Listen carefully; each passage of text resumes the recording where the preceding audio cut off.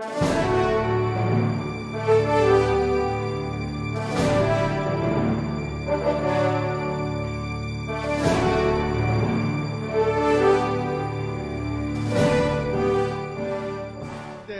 desisyon na nasasaad doon sa desisyon ni ex-Justice Conchita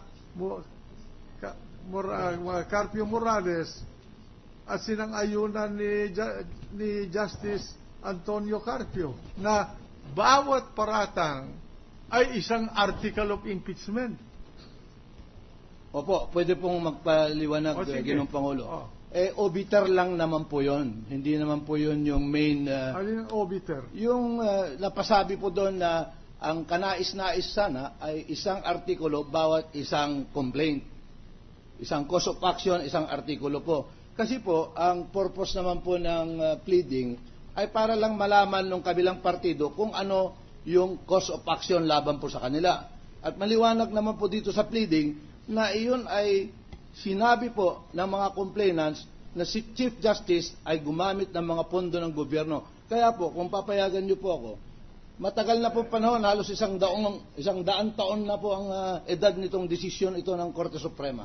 Nang sabi po ng Korte Suprema, maski kahiyahiya o asiwa yung complaint, basta ito, ano po ang sapat na sukatan kung ang complaint ay dadaan sa pagsusubok, kung yung kabilang partido ay malalaman kung ano yung cause of action laban sa kanya. At iyon po ay maliwanag na alam naman po ni Chief Justice Corona dahil sa sagot po niya, ang sabi po niya ay, naku, hindi totoo yan. Hindi totoo na ako'y gumamit ng pondo ng gobyerno. Kaya po ngayon, Ginoong Pangulo, dahil nagsalubong na po yung dalawang isyo, sabi po namin, ginamit yung pondo ng gobyerno. Sabi niya, hindi totoo. Ano po gagawin natin dito? Bigyan niyo po kami ng pagkakataon na patunayan ito. Dahil kung hindi po, Ginoong Pangulo, ano po mangyayari dito? Pagdating po ng December 13, pipilahan namin uli siya ng impeachment.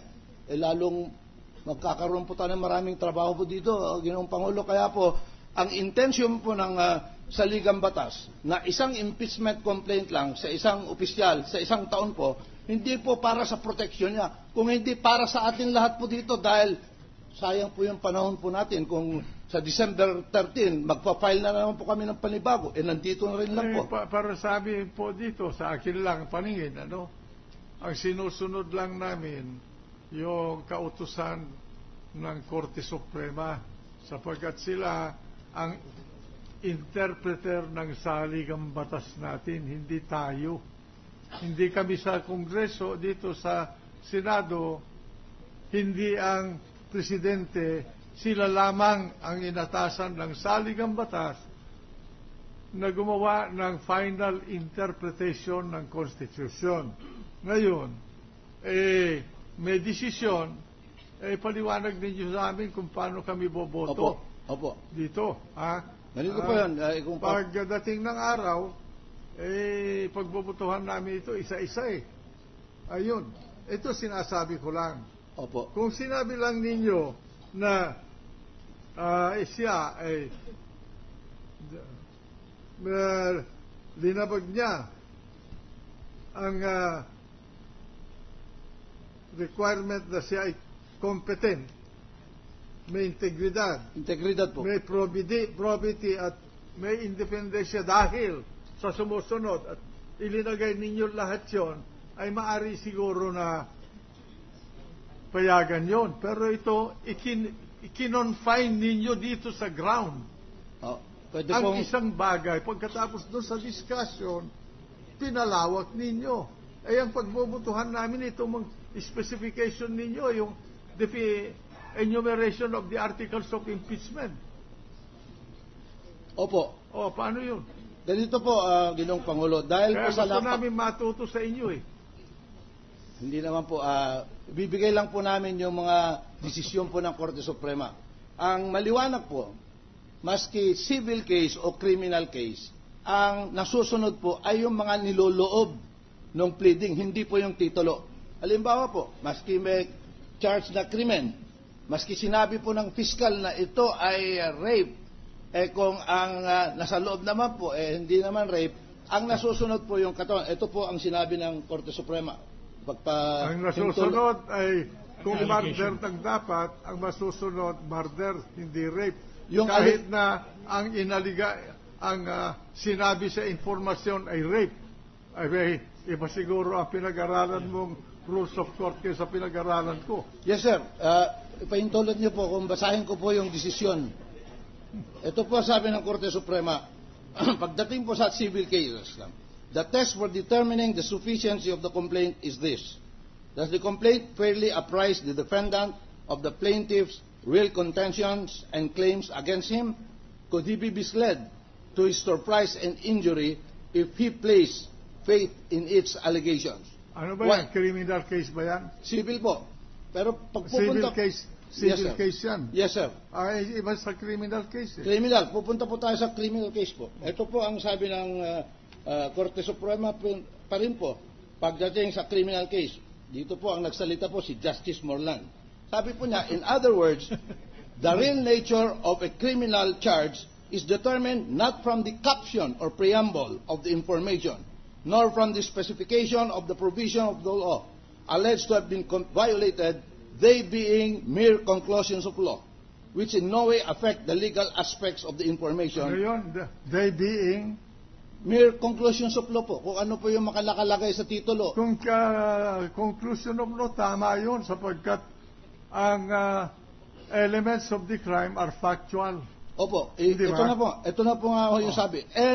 But from the actual recital of facts as alleged in the body of the information. Correct. Opo. Pero you have to allege the elements, the factual elements of a crime.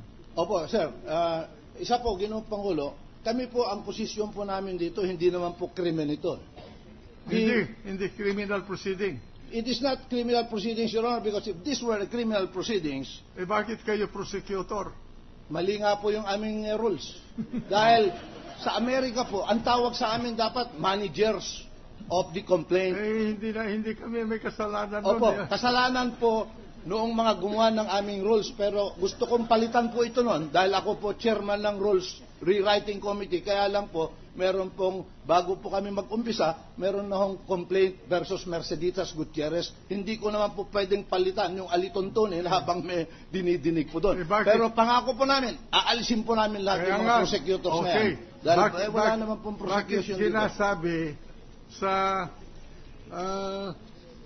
Article 11 na yung respondent ay convicted? Ang sabi po nga ho sa... Alam mo, sa aking kaalaman, sa pag-aaral ko sa batas kriminal, yung term na conviction ay ginagamit lang sa criminal law. Opo, hindi sa civil law. Hindi sa special proceeding. Hindi sa special civil action.